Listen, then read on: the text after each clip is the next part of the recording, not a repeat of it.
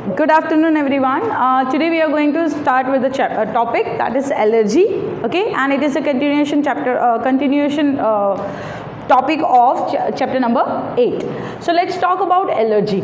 आपने सुना होगा एलर्जी के बारे में, राइट? जैसे कहीं पे कभी कभार हम लोग कहीं बाहर जाते हैं या बहुत क्राउडेड एरिया में जाएंगे, so sometimes what happen, we suddenly feel something like itching, कभी कभी ईचिंग फील होने लगता है, स्मेल आने लगती है, तो वी स्टार्टेड स्नीजिंग, बहुत जल्दी से छींक आने लग जाती है, right? So certain type of changes जो हमारे बॉडी में अकर होते हैं, तो वो क्या है, वाई इट इज़ अकर, कि ऐसा क्यों होता है? जैसे अकेले बैठे हैं तो कोई प्रॉब्लम नहीं, पर जहाँ पे बहुत ज़्यादा जैसे डस्ट हो, बहुत ज़्यादा फ्लावर हो, वहाँ पे जहाँ पे पोलेंस हैं या फाइबर्स हैं एटमॉस्फेयर के अंदर, तो उसकी वजह से we will have some problem, right? हमें रेस्पिरेशन में प्रॉब्लम आने लगती है। तो ये ऐसा क्यों होता है?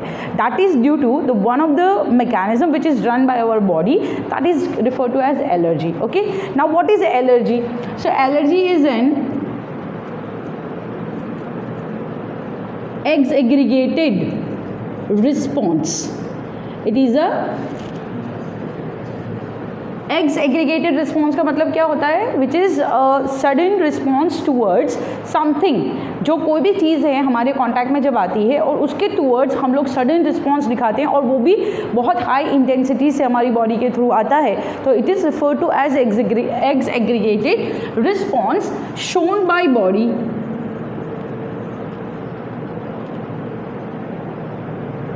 in the presence of what?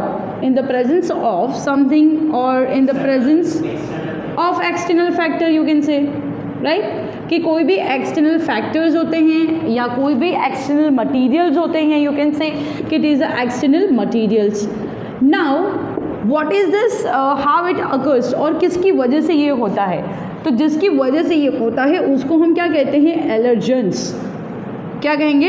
Allergens. Allergens किसको कहते हैं? द मटीरियल और a substance which cause allergy. So you can से the substances which cause allergy, or you can say that which causes discomfort in our body. जो आपकी body में discomfort करेगा एक तो, और cause allergy, right? That is referred to as allergens. Now what are, which type of allergens are there? कौन से आपको कोई आइडिया है allergens कौन से टाइप से? Yes, pollen grain. हमने pollen grain में पढ़ा था कि pollen grains are act as allergens. कई लोगों को pollen grain की एलर्जी होती है. क्यों? क्योंकि वो रेस्पिरेशन के थ्रू अंदर जाएगी तो वो स्नीजिंग विजिंग इरिटेशन क्रिएट करेगी, राइट? वैसे ही तो एलर्जेंस जो होते हैं बहुत अलग अलग टाइप्स के होते हैं, right? Right, it is smoke, dust है, sea food है, और we can say that will become in a food category. Chalk dust is there, right? Then certain chemicals are there, some plant toxins are there, some flowers are also allergens. अब ये how it comes or how it acts as an allergen. So before that, let's write it down, the types of allergens. अच्छा, types of allergens के हिसाब से उनका नाम भी उनके डिवाइड कर दिया जाता है कि types of allergy. But first will write types of allergens. तो allergens are some allergens which are the pollen, okay, which is dust. Then you can say another, that is the food items. Certain food items are there which act as a, then chemicals are there, right? Then some animal denders are there.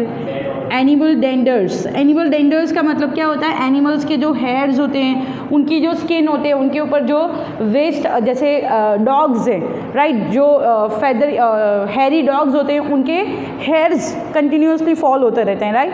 तो उनकी वजह से भी allergy हो सकती है. तो some persons are allergic to that as well. Some persons are allergic to the number of food items. बहुत सारी फूड आइटम्स से भी एलर्जी होती है, right? So we can write it like this. Pollen है, फूड आइटम्स है, chemicals है, animals है, सर्टेन लेटेक्स और आर देयर. लेटेक्स मतलब जो रबरी मटेरियल हम लोग यूज़ करते हैं ना, ग्लोव्स यूज़ कर रहे हैं अभी, राइट? रबर के जो ग्लोव्स आते हैं वो हम लोग यूज़ कर रहे हैं, तो वो भी sometimes that is allergic to the people.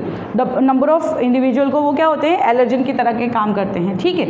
Now here after this and the another one as well, insect bite. जो इंसेक्ट होते हैं उनकी बाइट होती है, तो that is also, so you can say that insect bite as well, or the bee sting you can say, जो हनी बीज होती है उसकी जो स्टिंग होती है, उसका जो कांटा होता है, कांटा मारती है ना वो, तो उसके बाद भी एलर्जी होती है, right. Okay, now this is the types of allergens के इतने अलग अलग टाइप के एलर्जेंस है.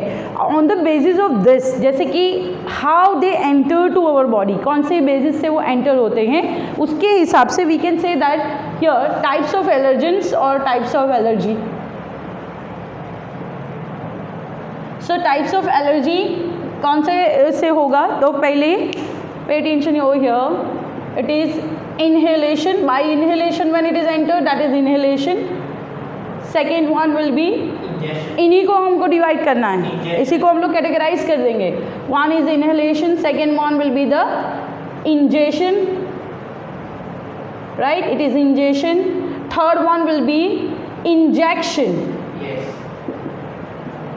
Okay, and fourth one will be at the skin surface. Right, तो at the skin surface it is happen. Now अभी इसको हमें कैटेगराइज करना है, कैसे करेंगे, तो इनहेलेशन के थ्रू कौन कौन जाता है, who will go to the inhalation, that is the pollen, right. Then dust है, देन माइट्स आर देयर, छोटे छोटे माइट्स भी होते हैं, that is they are also there. Then danders of animals, okay, right. Fragrances are there, that is also categorize in that. फिर ingestion के अंदर कौन आएगा, तो फूड आइटम्स, जो भी फूड आइटम्स है. अब फूड आइटम्स में मैं आपको यहाँ पे 2-3 खाली नाम लिख दूँ. So it is peanut, some people have a peanut allergy, some people have a mushroom allergy, बादाम की भी एलर्जी है. There are people those who cannot able to eat, those who have a problem with dairy products, right, जिनको dairy products से problem होती है तो वो भी एलर्जिक होता है, राइट. देन हाँ, in that as well sea food also you have to add, it is a sea food. Sea food के अंदर बहुत अलग अलग वेराइटी के फिशेस जो होती है, that it is not suitable for everybody, right. So that will be showing the responses. Then injection के थ्रू में कौन आएगा, इंसेक्ट बाइट आएगा. कौन आएगा, insect bite, right. So you can say that insect bite, और that is bee sting, bee भी इंसेक्ट में ही आ जाएगा, तो तुम उसको अंदर कैटेगराइज कर सकते हो. ओके, केमिकल इंजेक्शंस के थ्रू मैं केमिकल नहीं लिखूंगी, पर क्या लिख सकते हैं, आपने सुना होगा कि कई लोगों को मेडिसिन जो होती है उनकी भी एलर्जी होती है, right. So we can write it, right, it was, so medication you can say that medications, जो मेडिसिन हम लोग लेते हैं, और जैसे एग्जांपल है कि इंसुलिन पहले जो एक्सट्रैक्ट किया था पिग में से, वो क्या होने लगा था, वो सबको एलर्जिक रिएक्शन करने लगा था, फिर लेटर ऑन वो आर्टिफिशियली यूज़ करने लगे, एक्सट्रैक्ट करने लगे. So it is that. Then skin surface के ऊपर क्या आएगी, तो हम मैं कहूँगी उसके ऊपर केमिकल्स है. केमिकल्स मतलब कौन से केमिकल्स की अगर स्पेसिफिकली बात करें तो हम लोग जैसे लैब में भी यूज़ करेंगे हाउस होल्ड केमिकल्स जो होते हैं, हाउस होल्ड के अंदर फिनाइल है, एसिड है, उनकी भी एलर्जी हो सकती है. और there is another one which is remaining over here, latex. तो जो लेटेक्स जो है रबरी मटेरियल है, उससे भी एलर्जी हो सकती है, राइट. अब जैसे किसी को एलर्जी है तो कैसे पता चलता है कि इनमें से कौन से कैटेगरी में एलर्जी है, how we can able to diagnose. मैं पहले यहाँ पे डायग्नोसिस बता दूंगी, then we will go for mechanism. Okay, diagnosis लिए कि डायग्नोस किसके लिए, हमें कैसे पता चलेगा कि person is affected by this particular allergens only, right. तो what they do, the small or you can say mild amount of this allergens are taken and injected into patient. कोई पर्टिकुलर पेशेंट है, suppose कि मुझे continuous छींक आ रही है, I don't know that why it is happening, I went to the doctor, मुझे itching होने लगी है, रैशेज होने लगे हैं, स्नीजिंग आ रही है. So I go there and I don't know that कि what is the problem with me. So he doctor will ask कि भाई आपने क्या खाया था, कहाँ पे गए थे, everything they will concern, right, first. And then they will suppose कि मैंने कहा था कि मैंने मशरूम खा लिया और मैंने पहली बार ही खाया था, I have not eaten it before, मैंने पहली बार ही खाया और फिर मुझे रैश हो गए, राइट. सो अब कैसे पता चलेगा कि कंफर्म मशरूम ही है, राइट। तो क्या करेंगे कि small amount of that sample is given to the patient, जैसे मुझे खिला दिया, और उसकी वजह से जो मुझे सडन रिस्पॉन्स मिलेगा, क्योंकि एलर्जी सडन रिएक्ट करती है कोई भी चीज़ का। अच्छा, एक एग्जाम्पल यहाँ पे और लिखना रह गया है, दैट इज़ ज्वेलरी। ज्वेलरी हम लोग अगर देखें तो ज्वेलरी कौन सी वाली, जो इमिटेशन ज्वेलरी होती है ना, गर्ल्स जो इमिटेशन नकली वाली पहनते हैं, राइट, जिसमें ऐसे कहते हैं सोने का पानी चढ़ा हुआ होता है, like that is called imitation jewelleries. तो वो जो ज्वेलरी है, वो ज्वेलरी भी क्या होती है, दैट इज ऑल्सो एलर्जिक, कि ज्वेलरी जहाँ पे पहनी है वहाँ पे पूरे छोटे छोटे दाने हो जाते हैं, तो that is one type of allergy, right. So what at the diagnosis test what they do, just small amount of, or you can say that inject small or mild amount of allergens and observe the reaction, okay, or observe the response। तो उससे पता चल जाएगा, ठीक है। Okay, now let's see how this will act, और कैसे allergy cause होती है। जैसे हमने बताया कि कोई भी पैथोजन बॉडी के अंदर एंटर होते हैं, anything when it enters to the body it has to crosses the barriers, it has to fight with the our immune cells, lymphocytes के साथ फाइट करना है, ठीक है। तो suppose when this pathogens are coming in contact with, तो सबसे पहले किसके कॉन्टैक्ट में आएंगे, तो यहाँ पे स्किन के कॉन्टैक्ट में आ गए, सपोज स्किन से चलेगा, रेस्पिरेशन, कोई भी मोड से। Types of allergy on the basis of, you can से, ट्रांसमिशन, कि वो कैसे बॉडी में, इन द बॉडी के अंदर वो कैसे ट्रांसमिट हो रहे हैं, ठीक है। ओके, अब तो there is a B cell, हमारे पास क्या है, we have B cells, and we know that कि B cells are containing antibodies on the surface of B cells, antibodies are there, this are antibodies. तो ये antibodies के ऊपर now यहाँ पे कौन सा वाला पैथोजन आएगा, तो the pathogen should be like this, triangle वाला पैथोजन दिखेगा ना यहाँ पे। सो ये pathogen, this is antigen, okay, this antigen bind with B cells, it will bind with B cells, ये बी सेल्स के साथ आके बाइंड हो जाएगा। Now B cells get activated over here, तो ये जो बी सेल्स है that is the plasma cells started producing antibodies. Now yes, in a previous class we have discussed about which type of antibody is produced during allergic reaction. कौन से type की antibody produce होती है allergic reaction में, which type of IG, which type of, it is in the previous class we have discussed allergic reaction, it is IgE. What is it? IgE. So IgE type of antibodies are produced by what? Plasma cells. Okay, now what IgE will be do? This IgE will be bind with the mast cell. किसके साथ bind करेगा? This is mast cell.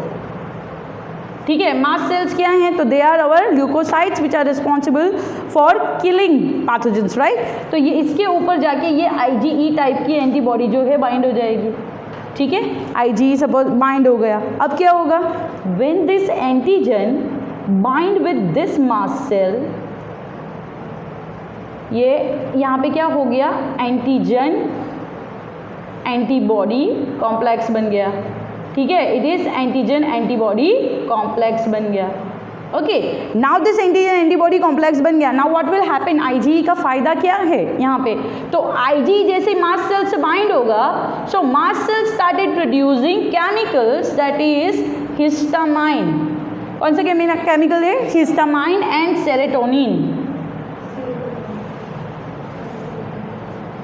Okay, it will started producing histamine and serotonin. तो antigen अभी जैसे ही यहाँ पे ये बाइंड हो जाएगा, एंटीजन बिफोर दैट जैसे IgE बाइंड हो जाती है मास्ट सेल के साथ, वो प्रोड्यूस करने लग जाता है ये, ठीक है। अब एंटीजन जैसे बाइंड होगा ना, तो what will happen to the mast cell started releasing this serotonin and histamine. ये क्या रिलीज करने लगेगा, it will release that is this chemical, that is the histamine and serotonin.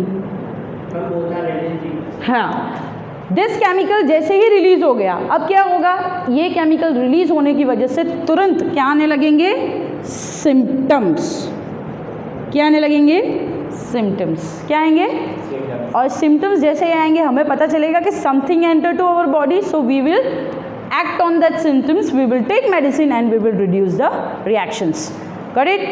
Again I am repeating quickly, ध्यान दो यहाँ पे क्या क्या हो रहा है। देखो, एंटीजेंस आए from any of the ways, it enter, it is binding with the B cells, B cells के पास उसकी एंटीबॉडीज है तो उसके साथ बाइंड हो गया, बट बी सेल्स अब क्या करेगा, इस एंटीजन के अगेंस्ट में फाइट करना है उसको, तो it will activate plasma cells, that is the plasma sales only, this will started producing what, it produce number of antibodies. ठीक है, पर कौन सी, अब वो स्पेसिफिक एंटीबॉडी प्रोड्यूस करेगा जो एंटीजन को किल करेगी, so that specific antibodies is IgE।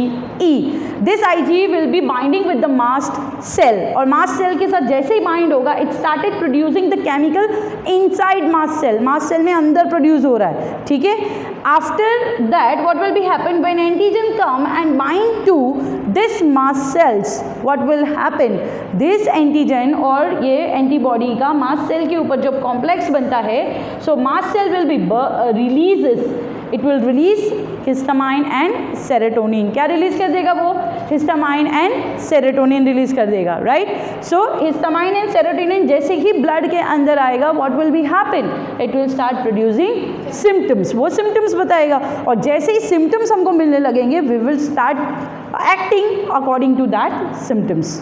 Got it? Okay, चलो right it down from the board. Okay, so see, this is the mechanism of allergy. Put up that heading, otherwise you will write it in the types of allergy. So it is a mechanism of allergy. Now let's see the symptoms of allergies, how the symptoms are shown. So here symptoms are like sneezing, wheezing, that is a continuous sneezing will be occur if you are infected by or if you are coming across with any of the allergens, right? And mostly sneezing, wheezing किसकी वजह से होगी, जो dust है, mites है, then animal danders है।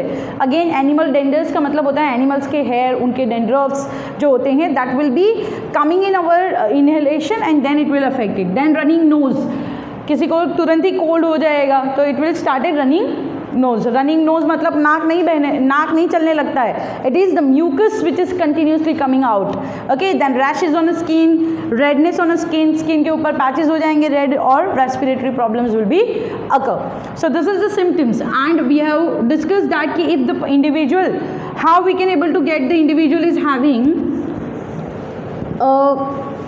allergy or not, so that we have discussed in the diagnostic test. In that what we discussed, that small amount of the allergens are injected into the patient and then able to find it out that which is more vigorously affecting the immune response, or which is giving, our body is giving immune response. So here this is the symptoms. After that, now nowadays we know that पहले जो ancient time होता था उसके अंदर क्या है, जैसे गांव के जो लोग हैं, they are every day coming across with the pollen grains and animals and everything, right, dust and, but this allergic problems are most probably find in the metro cities, जो मेट्रो सिटी में रहते हैं, right, जैसे दिल्ली है, मुंबई है, बेंगलोर है, अहमदाबाद है, वहाँ पे जो most probably, I am not saying that कि it is not occur in any other cities, सारी सिटीज़ में है। कहने का मतलब यहाँ पे है कि big metro cities in which the children, those who are very much living in a protected environment, जैसे सिटीज़ के जो बच्चे होते हैं वो गांव के बच्चों से टोटल डिफरेंट होते हैं। हम देखते हैं गांव के बच्चे धूल में आलूट रहे हैं, घूम रहे हैं, that is right, they are doing like that, but city वाले एकदम नीट एंड क्लीन, कभी ज़मीन को टच नहीं करेंगे, like that, they also always go for cleanliness and everything. I am not saying that is not good, but जब उनका immune system develop हो रहा था तभी से वो लोग क्या है, बहुत प्रोटेक्टेड इन्वायरमेंट में रहे हैं। तो जब वो प्रोटेक्टेड इन्वायरमेंट में रहे हैं तो they never come across such type of environment, so suddenly when they have that environment they started having allergic reaction for a particular you can say allergens, right? So that's why what we need to from this point what we understand, हमें ये ध्यान रखना है कि जो initial development as होता है उसमें हमें सभी चीज़ों से कॉन्टैक्ट में रहना चाहिए। And now that doesn't mean कि अभी जैसे कोरोना चल रहा है तो कोरोना जाके कर लें, हमारी बॉडी का इम्यून रेजिस्टेंट बना दे, it is not like that. Okay, कहने का मतलब है कि बहुत protected environment is also not feasible for our body to develop our immune system, right. So here metro cities के अंदर जो चिल्ड्रन होते हैं, छोटे बच्चे हैं मोस्ट प्रोबेबली, और जो बड़े भी हैं, वो लोग ज़्यादा प्रोटेक्टेड एनवायरनमेंट में रहते हैं, उसकी वजह से they got easily get allergy, उनको ईजिली एलर्जी मिल जाती है, और they get affected by the disease like asthma.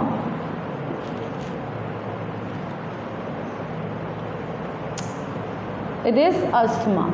Okay, so they get affected by the respiratory disorder, that is asthma. So they are most probably asthmatic due to this environment as well. Okay, so this is about the allergy. Allergy is done over here. Now we'll start a new topic, that is this you have to write it afterward. Write it. Symptoms. You have done with the symptoms, so I'll rub it at that point.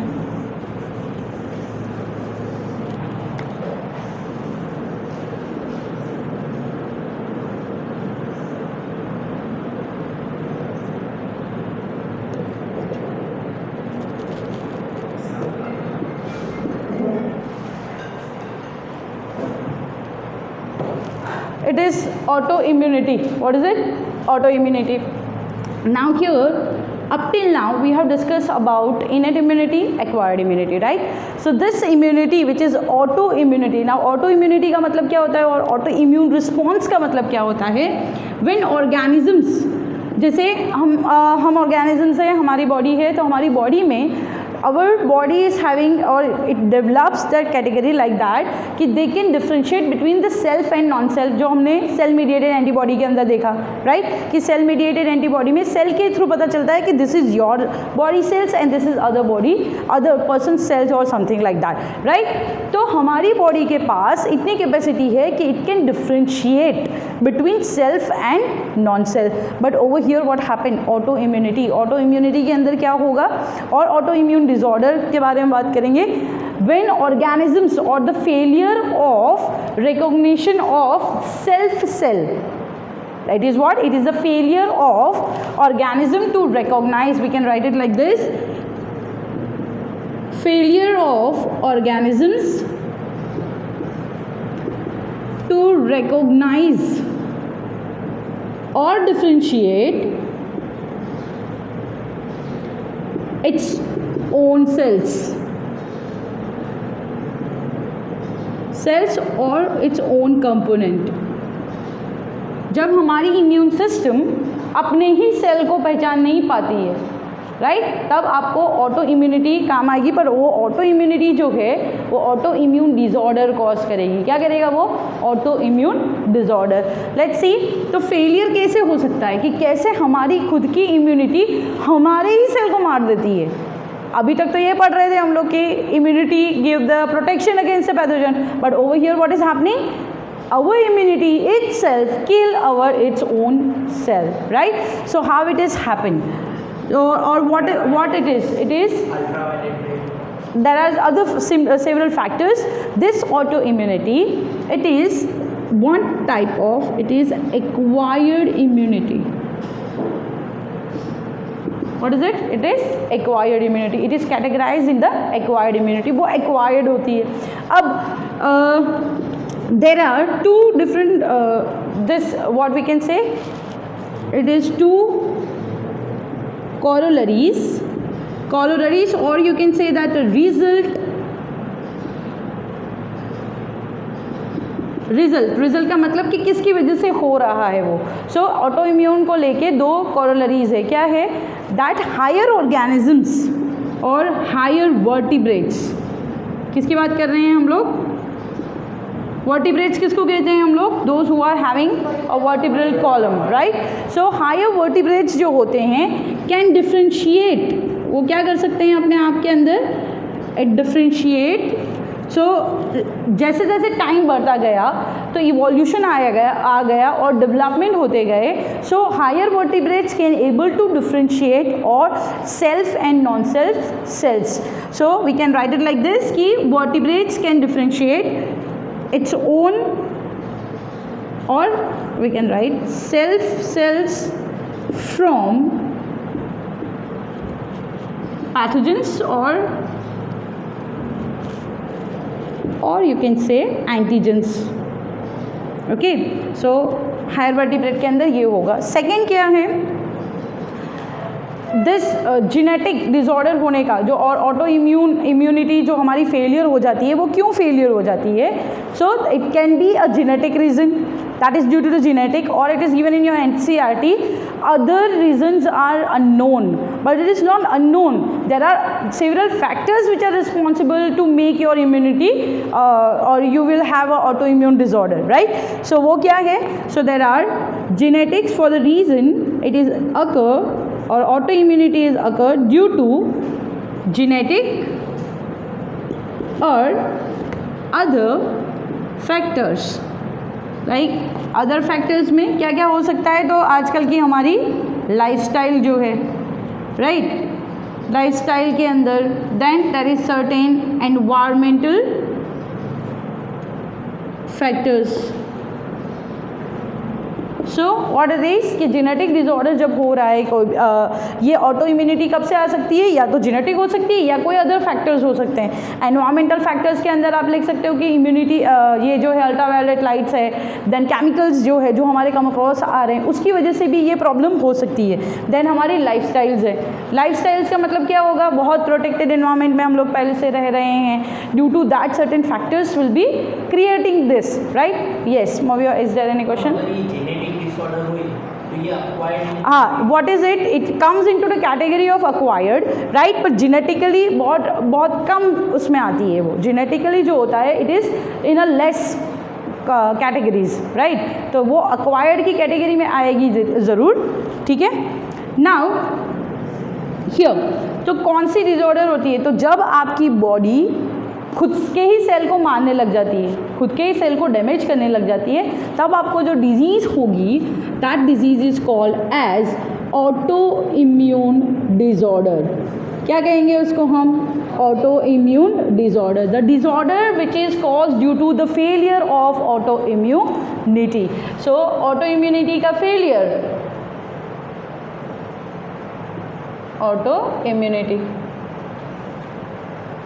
So autoimmunity का failure leads to the disease cause autoimmune disease. और example जो autoimmune disease का है वो आप लोगों ने 11th standard में पढ़ा था. You might have heard that word, rheumatoid arthritis. Right, जब जॉइंट्स के अंदर डैमेज, जॉइंट्स घिसने लग जाते हैं, राइट? तो दैट इज रूमेटॉइड आर्थराइटिस. फिर है एक डिजीज अभी आई, बायोटेक से क्योर हो सकते हैं अगर एम्ब्रियोनिक स्टेज पर ही से. हाँ, अगर जेनेटिक डिसऑर्डर्स जो है इनको अगर एम्ब्रियोनिक स्टेज पे ही डिटेक्ट कर लिया जाए, that time it will be cure. वो जेनेटिकली क्या कर सकते हैं हम उसको उस टाइम पे ही क्योर कर सकते हैं, उसके बाद नहीं कर सकते. नहीं, rheumatoid arthritis, then knee arthritis is also there, then there is of this one fibrosis is there, right, which is respiratory one, and alopecia. alopecia क्या है? बालनेस आ जाती है, मतलब टाल हो जाती है. कई पर्सन जो होते हैं उनको they started this disease in that they loss some portion of the hair. पूरे बॉडी हेयर जो होते हैं उसमें पैचेस हो जाते हैं छोटे छोटे छोटे सब जगह से. तो दैट इज़ कॉल्ड एलोपेशिया. तो that is also one of your auto immune disorder. जो आपकी इम्यूनिटी खुद डैमेज हो गई तो उसने अपने सेल्स को पहचाना नहीं, उसको ही किल करना स्टार्ट कर दिया, right? Got it? So this is auto immune disorder. Okay, चलो.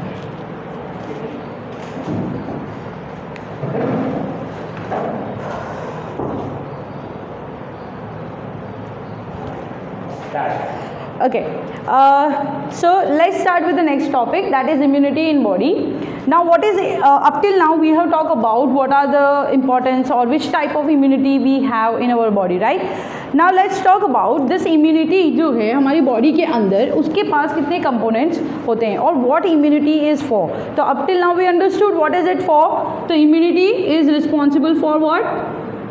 To protect body against pathogens. Right, so it is responsible for to protect our body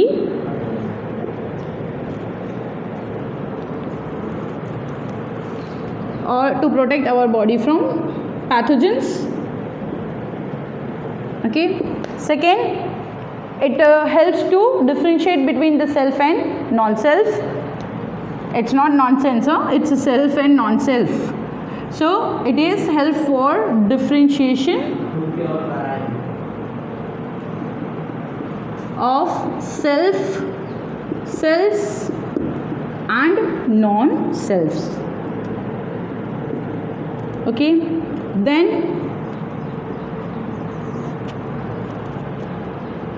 after that what it will be useful for? Immunity किसके लिए काम आएगी? Allergic reactions. You can say like that it is involved in, we are not directly writing allergic reaction over here, but we will write involved in organ transplant. Okay, or in the major we can write defenses, allergic reaction. Okay. Now what are the component or constituent of this immunity? तो immunity के अंदर कौन से constituent होते हैं? But and we can say that it is the structural and functional part of our body. It is what? Immunity. It is a structural and functional part of our body. Now let's see constituents or components. It consists of, we can write directly, it consists of lymphoid organ,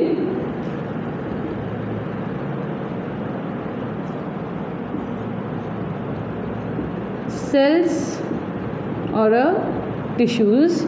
इसके पास क्या है? तो lymphoid organ present है, cells हैं और tissues present होते हैं. ठीक है. So that is the coming to the in that. Yes. Cells में lymphocytes और न्यूट्रोफिल्स जो ल्यूकोसाइट्स होते हैं वो सारे सेल्स के अंदर कैटेगराइज हो जाएंगे. So it is that. Okay.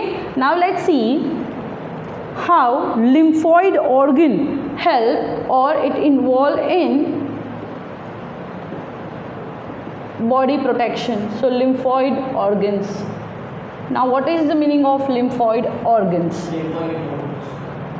Lymphoid organs क्या होते हैं? The organs which are providing sight. क्या provide करता है? Which provide sight for what? So you can say organs which provide sight for proliferation,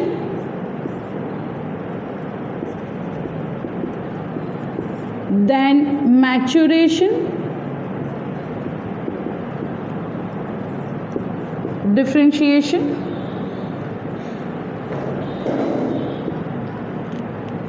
and migration. Okay. So what is lymphoid organ does? Organ ये क्या काम करते हैं? तो lymphoid organ provide the site for proliferation. Now proliferation का मतलब होता है, proliferation का मतलब होगा multiplication. What is it? Multiplication. मतलब we know lymphoid organs क्या हो, lymphoid organ के अंदर क्या है? तो lymphocytes है, right? तो वो lymphocytes जो proliferate करते हैं, इसका मतलब multiply. मल्टीप्लाई करने की मैचुरेशन का मतलब होगा इमेच्योर टू मैच्योर. और डिफरेंशिएशन के अंदर क्या आएगा? Differentiation that means mature cells जो होते हैं, mature cells become antigen specific cell. What is it? Antigen specific cell. Okay, it will become antigen specific cell. And migration matlab after all the steps is done, it will be moving from one place to another one. So migration abhi discuss karenge. So what will be the migration? So transfer from maturation site to effector site. Okay, so what it is maturing, transfer हो जाएंगे कहाँ से, तो maturation site. Maturation का मतलब क्या होगा again, maturation मतलब कि जो इमेच्योर है अब वो एक्टिव हो गए हैं, प्रॉपरली उसका शेप स्ट्रक्चर सब सही हो गया, and what it will do, it will acting on, it is ready for acting on a antigens, वो एंटीजन के ऊपर फाइट करने के लिए रेडी हो जाते हैं। ठीक है, तो ऑर्गन्स के अंदर we are going to discuss now ये जो सारी प्रोसेसेस होती है, that processes are differentiated into the 2 categories. One, the organs, जहाँ पे ये होता है, तो जो प्राइमरी प्रोसेसेस होती है वो primary processes will be categorise in a one organ system and the second in the another. So what is it, the types of, you can say, lymphoid organ. So type of lymphoid organ के अंदर 2 type के lymphoid organ होते हैं। One, primary lymphoid organ. अब primary lymphoid organs का मतलब क्या होता है, जिसके पास आएंगे, ओके, अब प्राइमरी लिम्फॉइड्स ऑर्गन जो होते हैं, the organs which provide environment for, क्या क्या है इधर ध्यान दो, for proliferation, maturation and differentiation. So you can write it over here, organ which provide environment for proliferation or maturation, proliferation, maturation and differentiation. Okay, it is referred to as, it is called as what, it is called as a primary lymphoid organ, उसको हम primary lymphoid organ कहेंगे। So this primary lymphoids are 2, one is bone marrow, it is bone marrow, and second one it is thymus. What is it, bone marrow and thymus. Now bone marrow कहाँ पे present है, so bone marrow is present in the bones, so it is a spongy tissues present, कहाँ पे present होते हैं, तो present inside the bone, right, inside the bone। जैसे femur की हम लोग बात करें,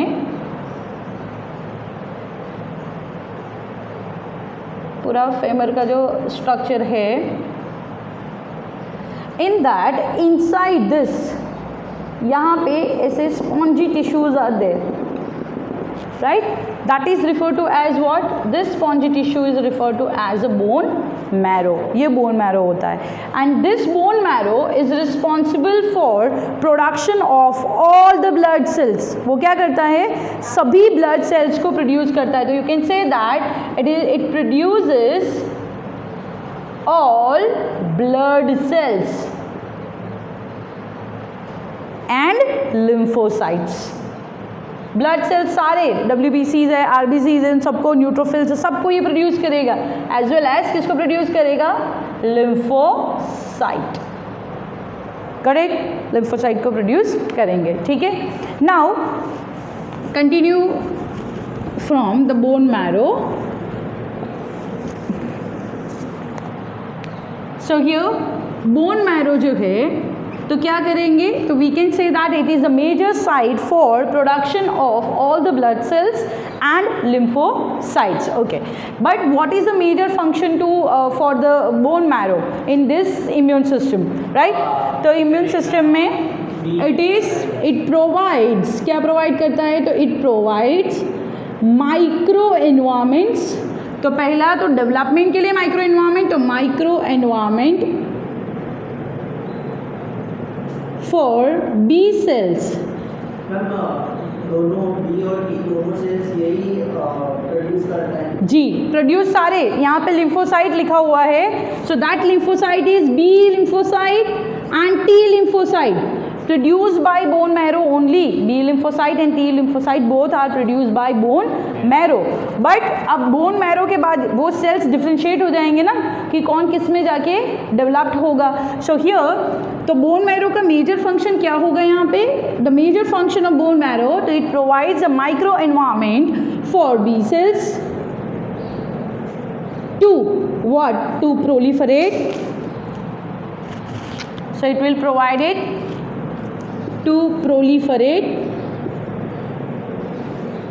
then maturation, right? Maturation में क्या आएगा? To become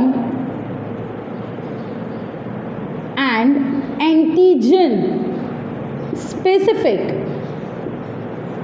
cells और एंटीजन इफेक्टर सेल्स बनाएगा. एंटीजन स्पेसिफिक सेल बनाने का काम कहाँ पे होगा? बोन मैरो के अंदर होगा. ठीक है.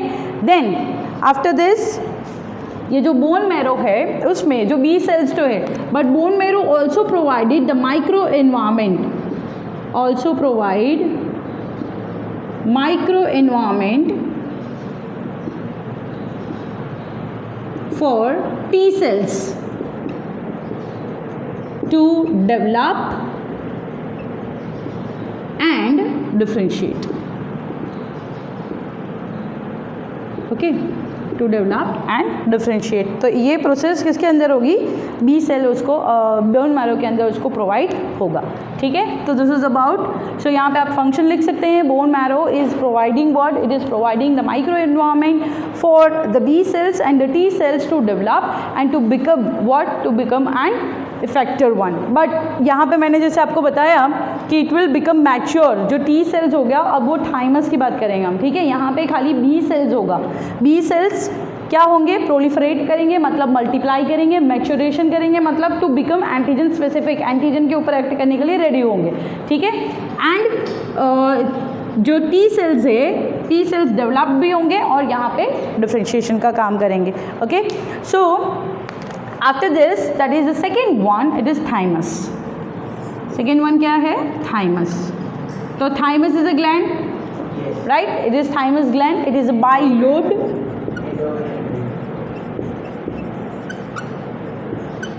कहाँ पे प्रेजेंट होती है? Where is the location?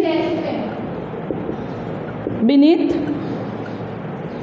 the sternum or a chest bone. जो चेस्ट बोन है उसके नीचे प्रेजेंट है, राइट? पीछे की तरफ. तो beneath the sternum it is present over there near to lungs. This thymus is responsible. So what is it provide? तो थाइमस के अंदर दैट इज प्रोलिफरेशन. कितने मार्कर? थाइमस के अंदर क्या होगा? In thymus it will go for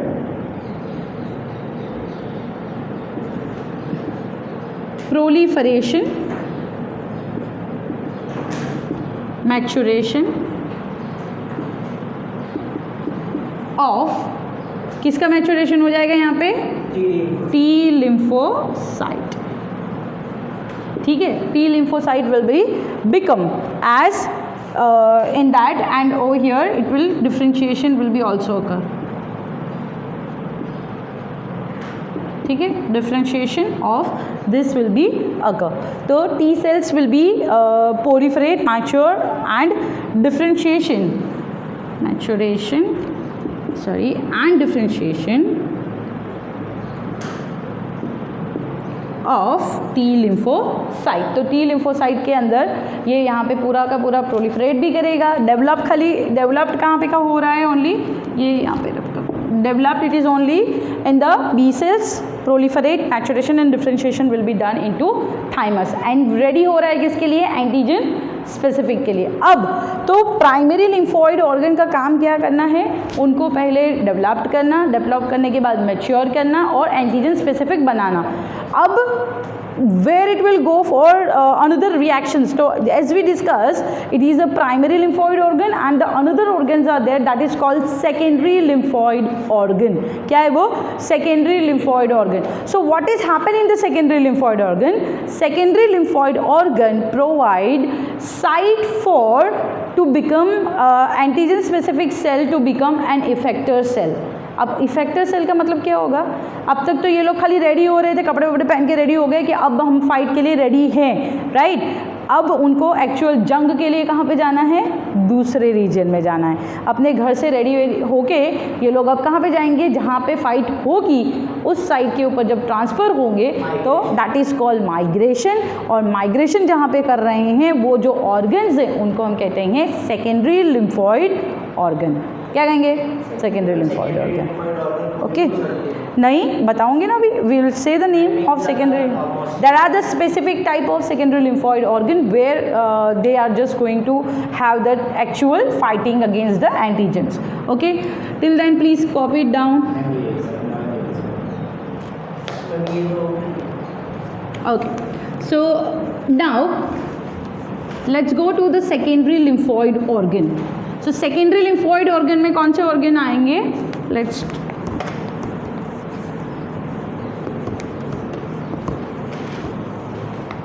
here secondary, you have to write it like this, huh? Secondary lymphoid organ. Secondary lymphoid क्या होते हैं? Which provide site for interaction with antigen.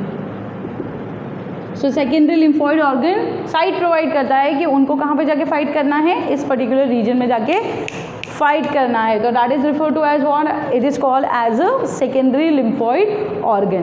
कि everything is done, proliferation हो गया, maturation हो गया, differentiation is done, now this particular lymphocytes are ready to fight against that particular antigens. तो उसकी जो साइट है वो प्रोवाइड कौन करता है? That is secondary lymphoid organ. So secondary lymphoid, list of secondary lymphoid organs are, सबसे पहला है उसके अंदर spleen, it is spleen. Second one lymph node,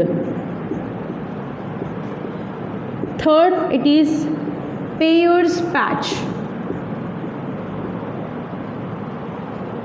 fourth tonsils,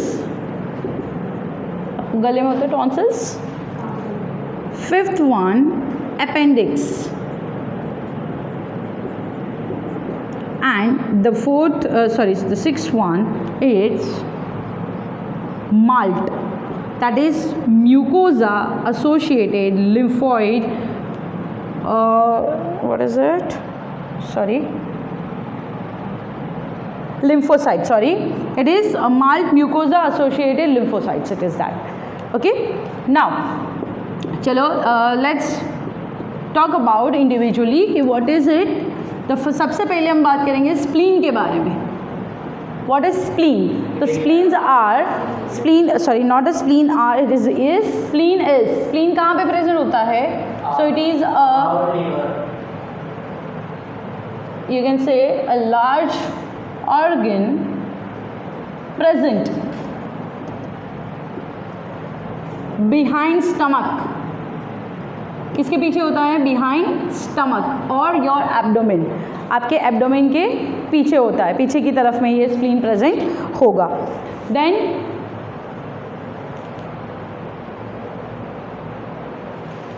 it is present at the large organ present behind the here. So spleen is a large organ present behind stomach के पीछे की तरफ होता है, और you can say that under diaphragm, जो आपका diaphragm है उसके अंडर साइड में ये प्रेजेंट होता है. Now what is the function of और हाउ इट इज, तो it is a large organ. Okay, now spleen का फंक्शन क्या होता है? तो spleen what it possess, so it contain, इसके पास क्या क्या प्रेजेंट है? It contain phagocytes and it is having lymphocytes. इसके पास क्या क्या प्रेजेंट है? तो फेगोसाइट्स प्रेजेंट है और लिम्फोसाइट्स प्रेजेंट होते हैं. तो फेगोसाइट्स तो it is responsible for killing of antigens, antigens को सीधा एंगल्फ करके किल कर देंगे. लिम्फोसाइट्स का अपना खुद का मैकेनिज्म है which we have discuss. So it contain that function क्या प्रोवाइड कर, what is the function it does, तो it provide site for interaction between antigen, किसके बीच में इंटरैक्शन प्रोवाइड करता है, तो between the antigen and the antibodies और द बिटवीन द सेल्स, जो सेल्स प्रोड्यूस हुए हैं वो सेल्स के बीच में ये प्रोवाइड करेंगे इंटरैक्शन, तो एंटीजन एंटीबॉडी राइट, और लिम्फोसाइट्स, जो लिम्फोसाइट सेल्स है उसके बीच में इंटरैक्शन करने के लिए साइट प्रोवाइड करेंगे right. It is also act as a reservoir, it is called as a reservoir of erythrocyte, that is RBCs, जो RBC है। अब रिजर्वॉयर्स क्या होते हैं, रिजर्वॉयर मतलब स्टोरेज, नो रिजर्वॉयर का मतलब क्या होता है, स्टोरेज, जो स्टोर करके रख रहा है राइट, दैट इज रिजर्वॉयर। अब रिजर्वॉयर भी है, साथ साथ में ये क्या है, जो आरबीसीज है उसका डेज कितने हैं, 120 डेज वो सर्वाइव करता है। After 120 days it needs to be destructed, तो वो आरबीसी सारे स्प्लीन में ही आते हैं और वहीं पे जाते डिस्ट्रक्ट हो गए, तो एक डिस्ट्रक्ट हुए तो दूसरे एड ऑन हो गए राइट, वो एड ऑन क्योंकि रिजर्वॉयर में वो ऑलरेडी प्रेजेंट है। तो इसको हम क्या कहते हैं, it is the reservoir of erythrocyte as well as graveyard right, graveyard of RBCs. जो इनएक्टिव आरबीसीज होते हैं आफ्टर 120 डेज, जो इनएक्टिव होने वाले हैं उसके लिए ये ग्रेवयार्ड का भी काम करेगा, which distract the RBC over here in spleen, वो स्प्लीन के अंदर डिस्ट्रैक्ट करेगा ठीक है। और मेजर अगर हम बात करें तो ये हम बात कर रहे हैं आरबीसीज की बात कर रहे हैं राइट, तो मेजर फंक्शन इसका क्या होगा, it act as the filter, it act as a filter for what, so it filter blood to extract blood-borne pathogen, ठीक है। ये जो ब्लड बोर्न पैथोजेंस होते हैं उसको एक्सट्रैक्ट करने का और उसको फिल्टर करने का काम कौन करता है, उसको फिल्टर करने का काम कौन करेगा, स्प्लीन करेगा।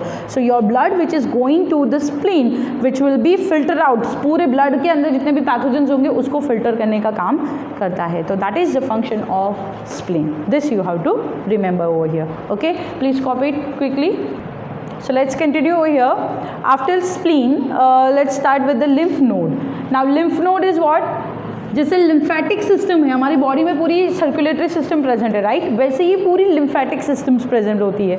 सो lymphatic system, if I will draw like this, तो there is a system which is having different parts and in the whole body. So whole body के अंदर जैसे लिम्फेटिक सिस्टम्स है, कैपिलरीज है, लिम्फेटिक वेसल्स है, so on there is a node or a smaller masses are there on the different parts of lymphatic system. So whole lymphatic system have a smaller masses on it.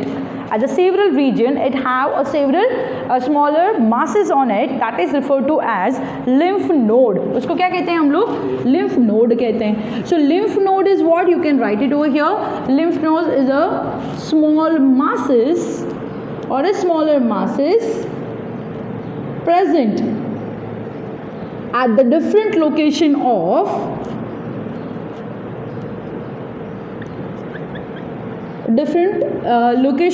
the lymphatic system, okay। So lymphatic system के अंदर जो छोटे छोटे locations की अलग अलग जगहों पे लोकेशंस के ऊपर छोटे छोटे मासेस प्रेजेंट होते हैं, that is called as a lymph node, तो वो लिम्फ नोड है। अब लिम्फ नोड का फंक्शन क्या है, तो this masses is helping to trap pathogens, वो क्या करता है, पैथोजेंस को फिल्टर कर लेता है, उसको ट्रैप कर लेता है। So like spleen it is also involve lymph node involve in trapping of pathogens which comes, अच्छा बट ये कहाँ पे आ रही है बात, कहाँ पे आएगा, ये किसको ट्रैप करेगा, किस में, जैसे कि स्प्लीन तो है जो ब्लड में आ रहा है उसको ट्रैप कर रहा है, तो लिम्फ नोड किस में ट्रैप करेगा, so involve in the trapping of pathogen which comes in lymph, which comes in lymph. Lymph, we know that it is a tissue fluid. So lymph or a tissue fluid or a lymph tissue, lymphatic tissues. Okay so इसके अंदर जो भी pathogens आएंगे उसको trap करने का काम ये करता है. But after trapping what is happening, क्या होगा?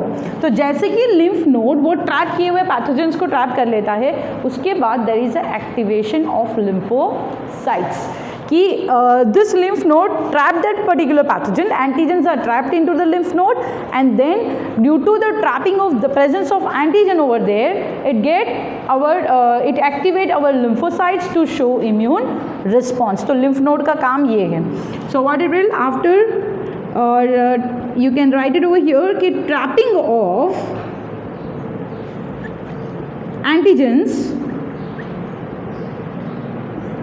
Activate lymphocyte. किसको एक्टिवेट करता है? Lymphocytes, which shows immune response. वो क्या दिखाएगा? इम्यून रिस्पॉन्स दिखाएगा. Okay, which shows the immune response towards that particular pathogen. यहाँ पे आप लिख सकते हैं towards antigens. So this is the function of lymph node. Then the last one, that is third or MALT, it is mucosa associated lymphoid tissue. What is it? It is the mucosa associated lymphoid tissue. So ये mucosa associate, आपने कहाँ पे सुना है mucosa word? कहीं भी सुना है म्यूकोजा वर्ड हमने? Where they are present. तो लोकेशन कहाँ है उनका? सो लोकेशन में you can say that lining of, innermost lining of several respiratory, or you can say respiratory tract, digestive tract and urinogenital tract. हमने ये discuss किया था कौन से बैरियर में? which barrier it was? Mucus membrane. कौन से बैरियर में आएगा? Physiological barrier is there somewhere, और it will come into the physical barrier. Physiological barrier, mucus will be produced over there. Okay, so lining of, you can say over here, lining of respiratory, digestive and urogenital or urinogenital system. तो जो भी lining उनकी present है उसके अंदर this tissues are present. अब ये tissues का फंक्शन क्या होगा? तो दिस इज द म्यूकस के अंदर, we know that the mucus is responsible for to eliminating the pathogens. Lubricant के लिए काम होता है, but it is responsible to kill और एलिमिनेट द पैथोजेंस. वो पैथोजेंस को एलिमिनेट कर देगा, राइट? तो यहाँ पे जो म्यूकोजा एसोसिएटेड है, तो यू कैन से दैट 50%, कितने percent? It is 50% of lymphoid organs or lymphoid tissues, 50% of mucosa or MALT is present. Why? Because जितनी भी सिस्टम्स हैं उन सब में म्यूकस लाइनिंग तो प्रेजेंट है ही, राइट? हमने 11th स्टैंडर्ड में पढ़ा था, दैट इज सीरोजा, म्यूकोजा, सब म्यूकोजा, राइट? तो that layers are present in the whole tracts, right? So that's why this is mostly the 50% of MALT is present, or you can say that MALT is present in that lymphoid systems. Okay, here. So this mucosa associated lymphoid tissue is responsible for the first line. जब first line मतलब कि जैसे ही pathogen अंदर आने की try करेंगे, it will started killing. तो ये हम लोग देख सकते हैं कि जैसे और here आप देख सकते हैं इधर ऐसे म्यूकोजल लाइनिंग के सेल्स प्रेजेंट है. Okay, the lining of cells which is having a mucus or the mucosal associated cells are there.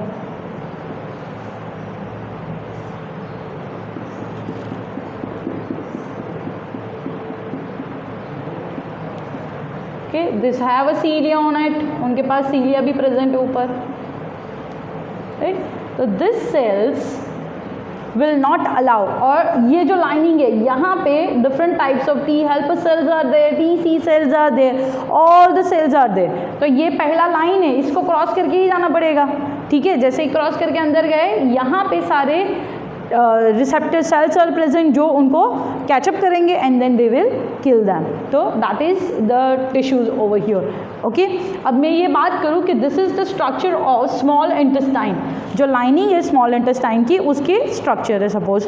तो स्मॉल इंटेस्टाइन जो है उसके अंदर इसके अलावा जो माल्ट है, तो माल्ट तो पूरी respiratory system, urinogenital system, digestive system सबकी लाइनिंग में प्रेजेंट है ही, बट उसके साथ there is one of the extra tissues are there which we have written over here, Peyer's patch. Peyer's patch का नाम लिखा था हम लोगों ने, right. That is the example of the another lymphoid organ. तो वो पेयर्स पैच कहाँ पे प्रेजेंट होता है? तो pairs patch is present, that is the small intestine का जो इलियम का पोर्शन है. कौन सा पोर्शन है? इलियम. तो स्मॉल इंटेस्टाइन का जो इलियम का पोर्शन है, उस इलियम के पोर्शन के पास this patches are present which is having a specific type of the cells to kill that particular pathogens, और वो ट्रैप कर लेते हैं और पैथोजेंस को डाइजेस्ट करते हैं. तो यहाँ पे भी हमारे टी सेल्स है, टी हेल्पर सेल्स हैं, they are there. So that will be coming up over here and they will kill the pathogens. अगर कोई पैथोजन यहाँ पे आता है तो इसको ये किल कर देंगे. अब we know most probably that is the name of the particular organ or a tissue is given on the discovery or who has discovered it, right? So this name is given after the name of the scientist जिन्होंने इसको note किया था या discover किया था. The name is John Peyer. It is John Peyer, not John players. नहीं, वो जो ब्रांड आती है it is not that. Okay, it is John pairs. तो जॉन पेयर के नाम के ऊपर से, उनके नेम के ऊपर से इसको नाम दे दिया Peyer's patches, which is found in small intestine, the portion of ileum. So there it will be act as a lymphoid organ. ये लिम्फॉइड ऑर्गन का काम करेगा, right. So I hope you people get this. Mucosa associated lymphoid tissues which are responsible for, you can write it function over here, trapping and yes, killing of pathogen. Okay, pathogens को kill करने का काम करता है. यहाँ पे क्या है कि म्यूकोजल डायरेक्टली जो एंटर हो रहे हैं उसको ये किल कर देंगे and they will not allow them to enter further in the organ. वो ऑर्गन में एंटर उसको होने देंगे नहीं. So that is the function of the particular this lymphoid organ.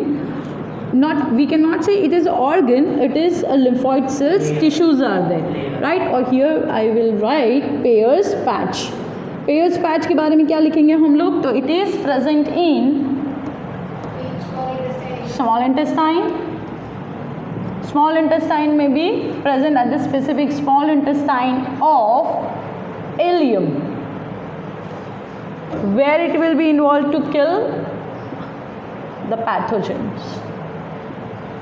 Okay, fine. So this is done. Our lymphoid organs are done over here. Primary and secondary, both the lymphoid organs are over. Okay, and we'll start in the next class. We'll start with the AIDS.